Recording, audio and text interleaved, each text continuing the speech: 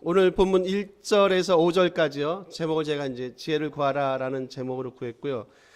여러분 보시면 한번 우리 지금 외웠던 그 요절 한번 보실래요? 4절이에요. 읽었지만 다시 한번 읽어보시고 4절과 5절을 한번 같이 한번 다시 또 읽어볼 거거든요. 그리고 한번 이렇게 주의 깊게 한번 이렇게 살펴보세요. 한번 읽겠습니다. 4절 5절입니다. 읽습니다. 인내를 온전히 이루라. 이는 너희로 온전하고 구비하여 조금도 부족함이 없게 하려 함이라. 너희 중에 누구든지 지혜가 부족하거든 모든 사람에게 후히 주시고 꾸짖지 아니하시는 하나님께 구하라. 그리하면 주시리라. 여러분 4절과 5절을 이렇게 언뜻 보시면 별로 이렇게 연계성이 없어요. 그렇지 않습니까? 갑자기 앞에는 뭐죠? 여러분 주로 시험에 관한 거죠. 실현에 관한 거예요. 그리고 이제 5절로 딱 넘어오면서 갑자기 뭐에 대한 얘기가 나옵니까? 지혜에 대한 얘기가 나옵니다. 이렇게 표면적으로 보면 별로 관계가 없는 구절 같아요. 단락 같고. 그래서 이제 제가 말씀드렸죠. 이렇게 학자들은 이렇게 독립된 단락들이 되게 많이 소개되고 구성되어 있는 게 야고보서다. 그러니까 앞뒤 문장이 별로 크게 상관이 없는 거예요. 맞죠? 근데 저희가 이렇게 4절과 5절을 보시니까 눈에 하나 딱 들어오는 게 있어요. 그죠? 부족함이란 단어가 딱 들어와요. 그러면 이제 이렇게 생각해 볼 수 있죠. 글을 쓰다 보면 우연히 같은 단어가 소개될 수도 있다라고 보고 아니면 뭔가 야고보서를 통해서 이 부족함이란 이 단어를 통해서 무슨 얘기를 하고 싶어 하지 않을까라고 볼 수도 있고요. 여러분 그런 말이 있더라고요. 엘리베이터 피치란 그 말이 있어요.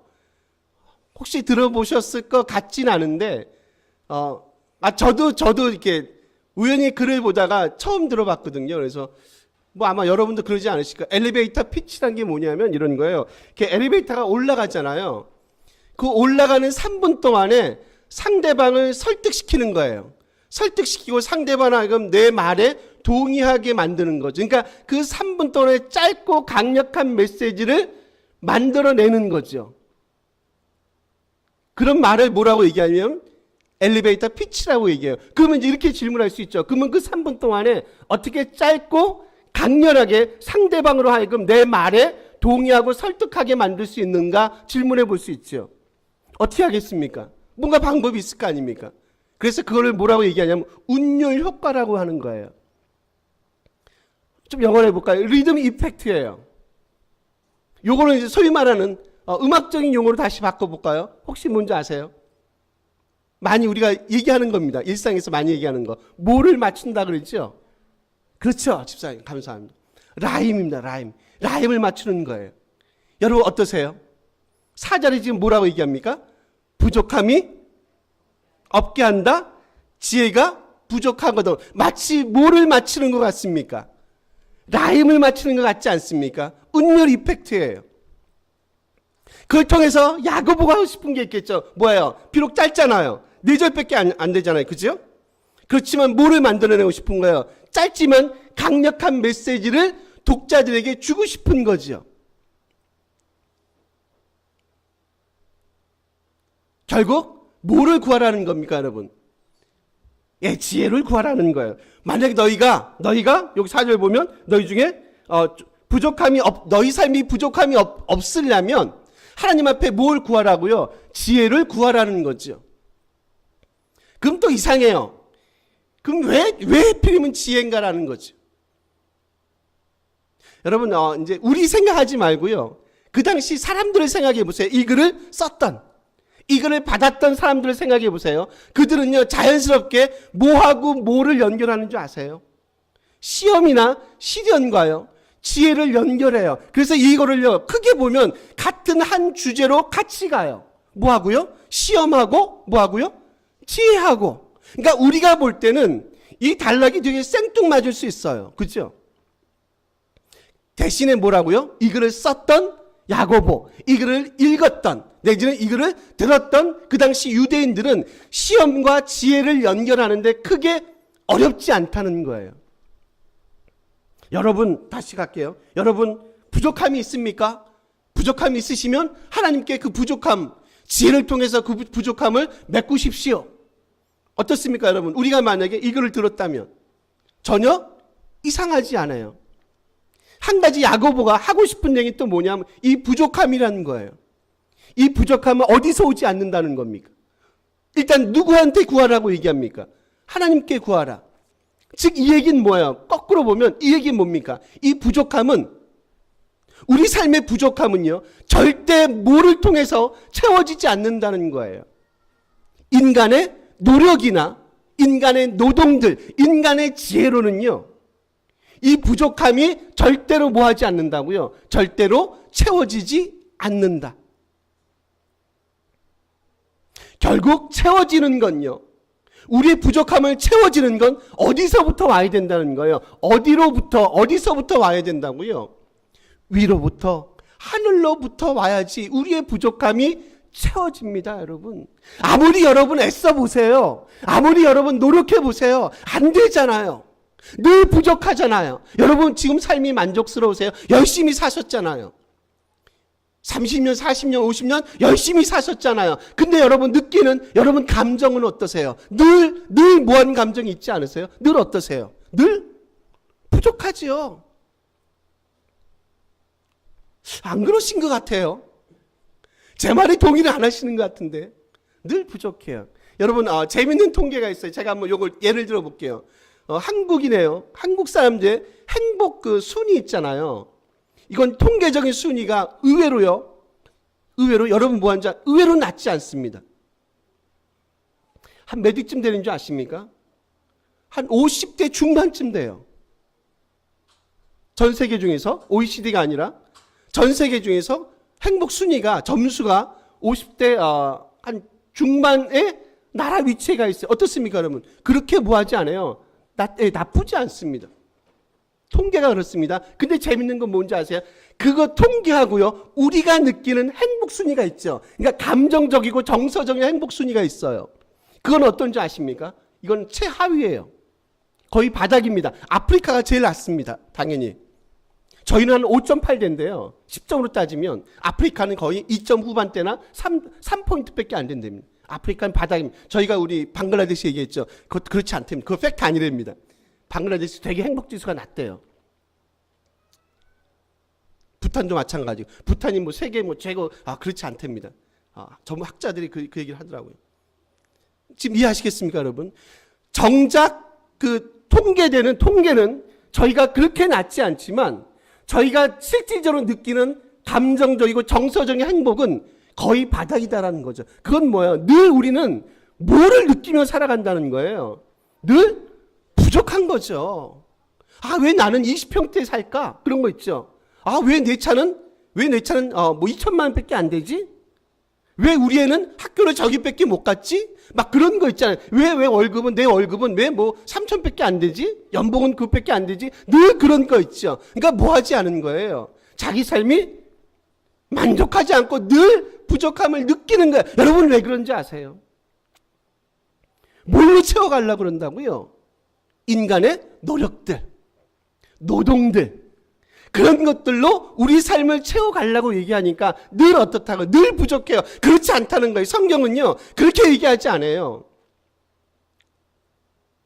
그런 것들로 여러분의 부족함이 결코 채워지지 않을 겁니다. 여러분의 부족함을 채우는 방법이 있어요. 뭔지 아세요? 뭐를 구하시라고요? 지혜를 구하시라는 거예요. 그럼 여러분 생각해 보세요. 그들이 생각했던 지혜는 뭐냐는 거지. 그 당시 성경에서 얘기했던, 야고보가 얘기하는, 그리고 청중이 생각하는 그 지혜란 무엇인가라는 거예요. 이제 이런 건 아니에요, 여러분. 하나님 아버지 우리에게 지혜를 주시옵소서. 지혜가 많이 부족합니다. 저 사람 참 지혜로워. 이제 그런 수준의 정도에 머물지 않습니다. 제가 얘기했어요. 지금 지혜를 앞에 따라가고 보면 뭐하고 연결시킨다 그랬습니까? 시험이에요. 그렇죠? 믿음이 있어요. 믿음이 있는데 이 믿음이 사실상 많이 도전받고 있어요. 위협받고 있어요. 그런데 뭐가 필요하면 그때 사실상 지혜가 필요해요. 왜냐하면 지혜는, 그들이 생각하는 지혜는 이거예요. 믿음이 위협받고 있고 믿음이 흔들리고 있을 때 이것을 극복할 수 있는 유일한 대안이 뭔지 아냐? 라고 물어보면 그들은 그렇게 대답할까요? 지혜로움입니다. 비록 우리 삶이 쉽지 않고 우리 삶이 늘 시험 가운데 있지만 이 위기와 이 시험을 극복할 수 있는 필수적인 자질이 뭐라고요? 자질이 뭐라고요? 지혜라는 거죠. 그리고 늘 경건한 자들이 추구했던 게 뭔지 아십니까? 지혜예요. 왜냐하면 지혜를 통해서 뭘 아는 줄 아세요? 지혜를 통해서 하나님의 뜻을 알고 그리고 그 뜻을 안 다음에 그 하나님의 뜻을 행하는 것, 행하게 만드는 것, 그게 뭐라고요? 지혜입니다. 그러니까 우리가 생각하는 지혜 개념하고 많이 다르죠. 하나님 주세요. 지혜를 허락하세요. 우리에게 지혜, 뭐 그것도 나쁘진 않지만 조금은 저급한 형태의 지혜죠. 그렇지 않고 우리가 맞닥뜨린 하나님의 뜻을 여러분은 아셔야 되지 않습니까? 그리고 그 뜻대로 우리 삶이 행해야 되지 않겠습니까? 뭐가 필요하다고요? 하나님이 주시는 지혜가. 그래서 지혜도 역시 어디서부터 나와요? 위로부터 나와요. 땅에서 나오지 않고 위로부터 나오는 게 뭐라고요? 지혜입니다. 그래서 여러분 신앙생활 하실 때 그런 거예요. 우리가 믿음이 있잖아요. 믿는 게 있잖아요. 그 믿음을 정말로 우리 삶을 통해서 녹여내는 거예요. 철저하게 하나님의 사람으로 거듭나는 거예요. 뭐가 필요하다고요? 그러기 위해선 뭐가 필요하다고요? 지혜가 필요하세요. 그래서 오늘 본문에 하는 얘기가 뭐예요? 여러분 부족한 게 있습니까? 뭐를 구하시라고요?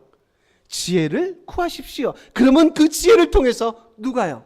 하나님이 반드시 당신의 뜻을 보여주시고 우리가 이 땅에서 하나님의 백성이 이 땅에서 어떻게 살아가야 되는지를 뭐 하신다고요? 분명히 알려주실 겁니다.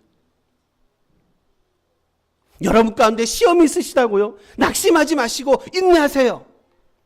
그리고 하나님께 지혜를 구하세요. 왜요? 지혜를 통해서 여러분이 맞닥뜨린 그 시험과 시련을 반드시 뭐 할 수 있다고요?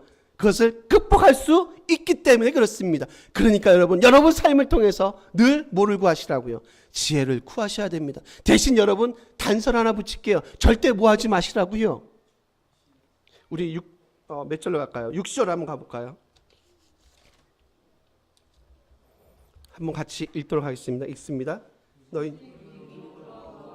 조금 더 의심하는 자는 마치 바람에 요동하는 바다 물결. 뭐 하지 말라고 얘기하냐면 절대로 의심하지 말라. 죄송합니다. 이렇게 한글로 보는 거하고 영어로 보는 거하고 또 헬라어로 보는 게 좀 차이가 있어요. 제가 위에 하나 이제 더 볼 텐데, 이게 마치 이제 의심하다라는 표현, 한글로만 보면 이제 그런 게 들죠. 이제 기도를 열심히 하나님 지혜 주세요, 지혜 주세요. 열심히 기도하는 거예요. 막 기도했는데 마음에 뭐가 생기는 거예요. 의심이 이러면 주님이 안 주시는 거 아니야? 이제 이 정도 수준을 얘기하는 게 아니라 의심하다, 디아크리노라는 단어를 쓰는데 이건 뭐냐면 이런 거예요. 뜻이 몇 가지 있어요. 뭐 구별하다, 구분하다는 뜻도 있고요. 또 다른 거 뭐냐면 나누이다, 분리하다는 뜻이 있어요. 저는 어디 해석을 택하냐면 뒤쪽을 택해요. 의심하는 건 뭐예요? 뒤쪽에 분리하고 나누이는 거예요. 단순히 우리가 기도 열심히 했는데 주여 병을 고쳐주세요. 막 기도했는데 혹시 주님이 정말 고칠까? 고쳐주실 수 있을까? 하나님이 가능하실까? 이거 의심하면 안 되는데 의심하면 뭐라고 얘기해요? 이건 기도 응답해 주지 않는데 이 정도 수준이 아니라 그랬죠. 의심하는 건 뭐예요? 결국 지금 말씀에서 분리하고 나누어지는 것. 뭐가 분리하고 뭐가 나누어지는 겁니까? 하나님을 향한 우리의 믿음이나 신뢰고요. 이걸 조금 더 발전시키면 이런 거예요. 여러분이 하나님을 향한 헌신이 있어요. 하나님을 향한 충성됨이 있어요. 근데요, 여러분 그 충성됨이나 그 하나님을 향한 헌신이 전혀 뭐하지 않아요. 하나님 앞에 마음과 뜻과 생각을 담아서 그분 앞에 드리지 못하는 상태. 이해하시겠어요? 우리의 충성이 뭐한 거예요? 온전하지 않은 거예요. 우리의 헌신이 하나님 보시기에 뭐하지 않은 거예요? 온전하지 않은 거예요. 그런 사람은 뭐하는 사람이라고요? 의심하는 자라는 거죠. 정말로 그분이 원하시는 건 그런 거 아니겠어요? 너희가 하나님의 사람입니까? 우리가 하나님의 사람입니까? 하나님의 백성입니까? 그렇다면 우리의 마음이 절대로 모해서는 안 되지 않겠습니까? 우리의 헌신이, 우리의 충성이 절대로 모해서는 안 되지 않겠습니까? 나눠져서는, 절대로 또 모해서는 안 되겠습니까? 분리돼서는 안 되지 않을까요?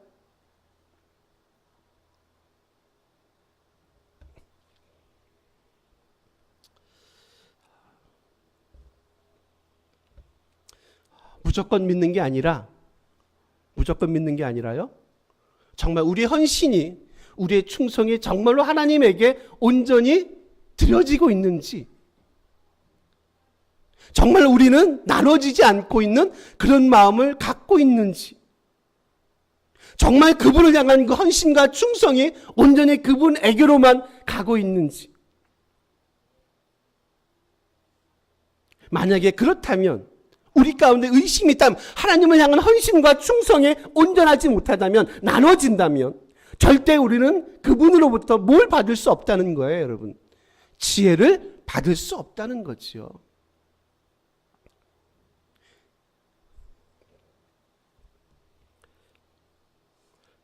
여러분, 제가 다시 5절로 다시 한번 갈게요. 의심하지 마십시오, 여러분. 5절로 한번 다시 읽어볼게요. 5절 읽습니다. 너희 중에 누구든지 지혜가 부족한 모든 사람에게 후히 주시고 꾸짖지 아니하시는 하나님께 구하라. 그리하면 하나님은 어떻게 하신다고요? 뭐 하지 않으신다고요? 뭐 하고 뭐 하신다고요? 후히 주신다. 꾸짖지 아니하신다라는 거죠. 그죠? 그런 분이니까 절대로 뭐 하지 마시라고, 여러분. 의심하지 마십시오. 제가 하나 단어를 또 설명할 게 있어서 다시 왔습니다. 후이란 단어예요. 이제 역시 이제 한글에 이제 그 한글 번역에 이제 한계라고 보는데, 이제 후이다라고 생각하면 이제 일단 우리 느낌은 어떤 느낌이 있냐면 이런 거죠. 우리가 예를 들면 셋을 구했어요. 하나님 저에게 세 개를 주세요라고 얘기하면 하나님은 세 개가 아니라 몇 개까지 주세요. 후이 주시니까 6개, 9개, 12개까지 주시는 그런 좋으신 분이구나. 마치 그런 느낌을 받게 하지 않나요? 맞습니까? 그렇죠?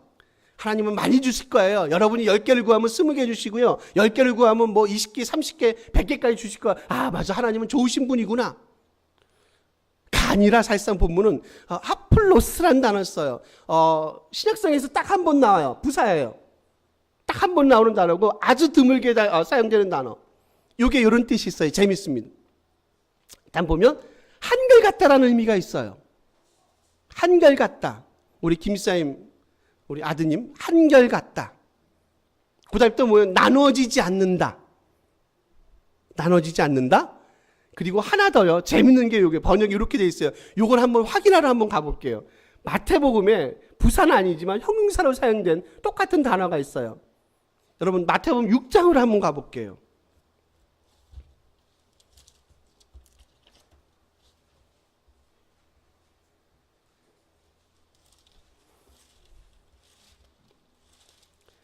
어, 22절로 갑니다.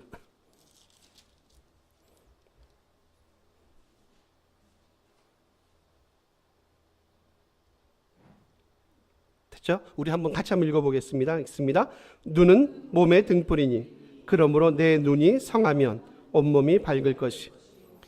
저희가 본 건 부사 하플로스고요. 지금 이거는 형용사 하플루스를 써요. 근데 여러분 어떤 단어가 똑같은 단어 같습니까? 비록 형용사 부사로 사용되지만 어떤 단어가 똑같은 단어 같습니까? 몇 개 단어 없어요. 성하면. 좀 특이하죠? 그럼 제가 이 하플로스라는 단어를 세 가지 의미로 봤어요. 첫째로 뭐냐면 한결같다. 하나님 어떻다고요? 후하다 얘기할 때 하나님 어떻다고요? 한결같으신 분입니다. 두 번째 뭐죠? 하나님은 결코 뭐 하지 않습니까? 나눠지지 않는 분입니다. 세 번째 제가 요거 봤어요. 하나님은 눈이 뭐 하신 분입니까? 성한 분이십니다. 이해가 되시죠, 여러분? 지금 우리가 구하는 그 구함의 대상이 누구시라고요? 지금 이런 분이에요. 후히 주시는, 번역은 이렇게 돼 있지만 제가 이분은 누구냐면 늘 하나님의 자녀들을 어떻게 해요? 세 가지를 다 적용시켜 볼까요? 늘 어떻게 해요? 한결같이. 두 번째요. 늘 모하지 않은 마음으로. 나눠지지 않은 마음으로. 늘 모한 눈으로. 성한 눈으로 우리를 지켜보시고 우리가 간구한 그 간구를 늘 들어서 모하시는, 응답하시는 분. 그분이 누구시라고요? 하나님이시라는 거예요. 그러니까 여러분이 시험 가운데 있습니까? 페이라스모스. 여러분이 시련 가운데 있습니까? 도키미온. 여러분 그런 가운데 있지만 결코 여러분 뒤돌아보지 마시고 인내하시면서 이 지혜를 주시는 이 하나님께, 그리고 후히 주시는 이 하나님께 구하십시오. 왜요? 하나님은 어떠신 분이기 때문에요. 한결같으신 분이기 때문에요. 하나님은 어떤 분이기 때문에요. 나눠지지 않는 분이기 때문에요. 하나님은 어떤 분이기 때문에요. 눈이 성하신 분이기 때문에 반드시 그분은 우리의 간구에 들어 응답하시는 좋으신 아버지심을 여러분이 보셔야 되지 않겠습니까? 삶이 어려우시다고요? 어렵지요. 늘 부족하시다고요? 부족하지요. 근데 그 부족하고 어려움을 뭘로 채우지 말라는 거예요. 세상적인 것들로, 인간적인 노력으로, 인간적인 노동으로 채우지 말라고 얘기하지 않나요? 뭘로 채우시라고요? 하나님이 주시는 것들, 위로부터 내려오는 선물들, 하나님의 지혜로 우리 삶을 채워가세요. 왜요? 그분은 어떤 분이시기 때문에요? 후히 주시는 분이시기 때문에 그렇습니다. 그래서 8절 이렇게 얘기하지 않습니까? 뭐 하지 말라고요? 두 마음을 품지 마세요. 8절로 한번 가볼게요, 여러분. 한번 읽습니다. 두 마음을 품어 모든 일에 정함이 없는 자로다. 그러니까 의심하는 자는 이렇다는 겁니다. 의심하는 자는 두 마음을 품는 거예요. 여러분 두 마음이 뭐죠? 한 마음, 두 마음. 좀 더 이제 문자를 표현하면 이런 거예요. 영혼이 나눠진 거예요. 영혼이 나눠진 거. 그러니까 아니면 두 영혼을 가진. 여러분 생각해 보세요. 믿음과 하나님을 믿는다는 것과요, 하나님을 믿지 않는 것, 불신 사이에 중간이 있어요, 없어요? 없지요. 중간은 없지 않아요. 그렇지 않습니까? 믿으려면 믿는 거고, 믿지 않으려면 믿지 않는 거예요. 지금 근데요, 하나님에 대해서 이런 하나님, 후하신 하나님을 뭐하는 사람은요, 의심하는 사람은 마치 두 마음, 즉 뭐예요? 마음이 나눠진 거예요. 아니면 영혼이 두 개로 갈라진 거예요. 믿든지 안 믿든지 해야 되는데 나눠졌어요. 여러분 이 단어는 마치 이런 디스코프스라는 단어를 쓰는데, 이런 건 마치 이런 때 쓰는 거예요. 사람이 술에 취했어요. 두 마음을 품는 거예요. 술에 취해가지고 비틀비틀하는 거예요. 막 갈 바도 알지 뭐 비틀, 여기가 집인지 여기가 어딘 경찰서인지 막 알지는 못하고 술에 취해가지고 비틀비틀 걸어가는 사람들을 비유할 때 쓰는 단어가 이거예요. 디스코스란 단어예요. 두 마음이란 단어입니다. 여러분은 어떻게 걸어가시겠습니까? 여러분 마음을 어디 정하시겠어요? 두 마음을 품으시겠어요? 우리의 영혼이 나눠질 겁니까? 하나님을 향해서 믿음을 갖든지 하나님을 불신하든지 해야 되는데, 과연 우리의 마음은 어느 쪽에 더 가 있으세요?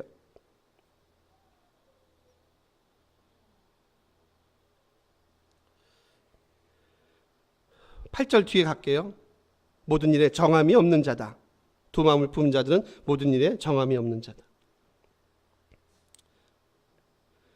아카타스타토스라는 단어를 쓰는데요. 요거예요, 여러분. 그냥 쉽게 말하면 요렇게 생각하시면 돼요. 그냥 폭풍 가운데 배가 있다고 생각해 보세요. 폭풍을 만난 배를 한번 머릿속에서 한번 상상을 해 보세요. 하나님에 대해서 의심하는 사람, 두 마음을 품은 사람, 영혼이 나눠진 사람. 그래서 어떻게 할지, 정말 하나님에 대한 헌신과 충성으로 우리 삶을 방향 지을 것인지, 아니면 세상도 나쁘지 않은 거예요. 세상으로 갈까? 늘 우리의 마음이, 우리의 생각과 우리의 결정이 늘 갈라진 사람은 마치 어디에 있는 것 같다고요?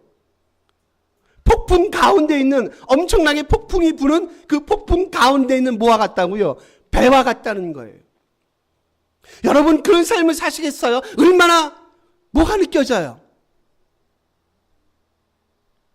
위기감이 느껴지잖아요. 조금 있으면 뭐 할 것 같아요? 배가 뒤집힐 것 같지 않습니까?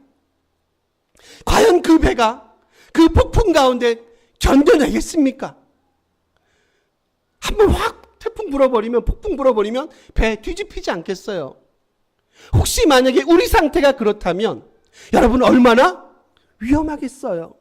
심지어 교회 안에 있다고 얘기하는데, 만약에 우리가 하나님에 대한 의심의 마음을 정하지 않음, 하나님에 대한 헌신과 충성이 절대적으로 부족함을 갖고 있는 우리가 만약에 그나마 폭풍이 부는 배라고 생각해 보시면, 거기서 흔들리고 있는 위태위태한 우리의 삶의 모습들이 혹시 보인다면 여러분 계속 그런 삶을 살아가시겠습니까? 혹시 제가 본문을 마무리하면서 그런 생각이 드네요. 그런 것이 눈에 보이시는 거예요. 우리가 폭풍 가운데 위태하게 지금 움직여가고 있는 배라고 생각해 보세요. 과연 그 속에 들어가시겠습니까? 근데 아무나 그 사실을 보지 못하거든요. 근데 우리가 그 사실을 봐요. 우리는 거기 들어가면 안 되지. 혹시 거기 들어가면 당연히 우리는 죽을 수밖에 없지. 라는 것을 우리가 봐요. 그걸 본다는 건 뭐예요? 뭐가 있다는 거예요? 지혜가 있다는 거 아닐까요, 여러분? 근데 대부분 사람들은 우리가 거기 안에 들어가 있고 태풍 속에 들어가 있고 그 태풍의 눈에 있다는 것을 대부분의 사람들은 뭐하지 못하니까, 보지 못하니까 그 안에 들어가는 거예요. 그 위험을 자초하는 거예요. 뭐가 없다는 거예요. 지혜가 없는 거죠. 안 그렇습니까, 여러분? 그러니까 우리의 기도는 그런 거죠. 하나님, 이런 것들을 볼 수 있는, 오늘 본문 야고보가 하는 얘기 그런 거 아닐까요? 하나님, 이런 것들을 볼 수 있는 뭐를 달라고요? 지혜를 주세요.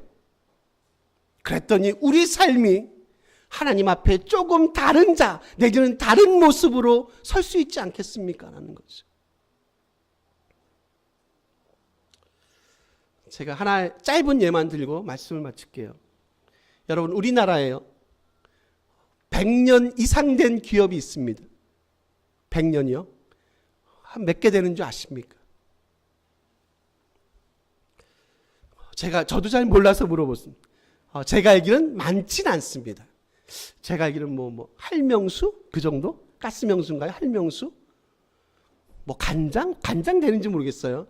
바카스도 얼마 안 됐습니다. 바카스 그분 연세하고 제 나이하고 비슷합니다. 그러니까 몇 년 안 됐어요. 한 50년 중반밖에 안 됐어요. 의외로 많지 않습니다. 아마 제가 알고 있는 바로는 한 손가락을 꼽을까 말까 합니다. 일본은 몇 개 있는지 아십니까? 100년 이상 된 기업이 일본은 몇 개 있는지 아십니까, 여러분? 일단 잘은 모르죠. 대신 한마디로 그냥 두리뭉실하게 얘기하면 일본은요, 100년 이상 된 기업이 집사님 뭐요? 많습니다. 좀 더 정확하게 표현해 볼까요? 2013년 통계예요. 22,000개가 있대요. 일본 가보신 분 계시죠? 저도 한 번 딱 가봤는데 그냥 가게 들어가서 먹습니다. 예를 들면 우동을 먹어요. 뭐라고 얘기하는지 아십니까? 기본 3대 4대입니다. 맞습니까? 기본 3대. 사탕을 사요. 우리 생각엔 그렇잖아요. 그 사탕을 만드는데 딱 들어가서 하면 이거 언제 시작했습니까? 안 하고 찌요. 샌드라 데스까? 딱 이제 그렇게 얘기하죠. 맞습니까, 이게? 저도 뭔지 모릅니다. 그럼 이제 그분들 하는 얘기가 이럽니다. 이거 벌써 3대 4대야. 그럼 벌써 100년이에요. 되게 많아요. 진짜로. 제가 놀래요. 개인적으로 일본을 우리가 저거 하진 않지만 저는 그 일본인의 그 DNA는 참 부러워요. 뭐에 대한 신뢰가 있는 거예요? 자기 일에 대한 신뢰나 자기 일에 대한 자긍심이 있어요. 그러니까 뻑하면 100년이에요. 2만 개가 넘는다니까요. 13년 통계예요. 2013년. 지금은 더 늘어날 수도 있고 물론 줄 수도 있겠지만 최소한 2만 개는 될 거 아닙니까? 우리는 제가 알기로는 10개, 20개가 안 돼요. 민족성이에요. 이 통계를 보면서 느끼는 감정은 이런 거죠. 이런 DNA는 필요하겠다는 생각이 드는 거예요. 하나님을 향한 신뢰 있잖아요. 신뢰요. 10년, 20년만 가지 말고 100년, 200년 가보자는 거지요. 하나님을 향한 충성심, 헌신, 지혜를 구하는 것, 절대 그분은 나눠주지 않는 것, 후히 주시는 분, 그분에 대한 그런 생각들을요 갖고 가시는 거예요.